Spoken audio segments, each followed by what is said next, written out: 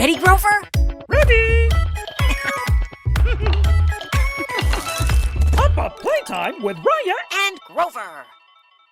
Hello, it's me, Raya. I'm here with my good friend Grover. Hello!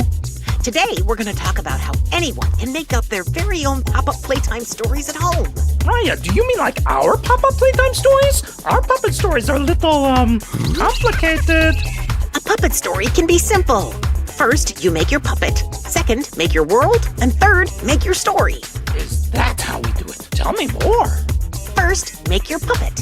You can make a puppet out of pretty much anything. Colored paper, paper you've drawn on, cardboard, or even cloth, boxes, or cans. Create any kind of face you want. It could be you, or a dog, or cat, or other animal. Anything. Cut out the face. You might ask a grown-up to help with that part. Then attach it. But Raya, what if you do not have a stick like that to attach your puppet to? Oh, you can attach it to anything. A spoon, a branch. A pot? Well, that might be a little heavy. Whoa!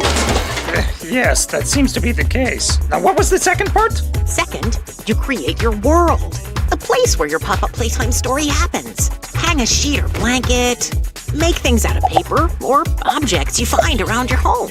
And third, once you have your puppet and your world, You make your story! And I know this part. It can be about anything you want. Who will rescue me from this castle? I will. Look, Professor, the experiment worked!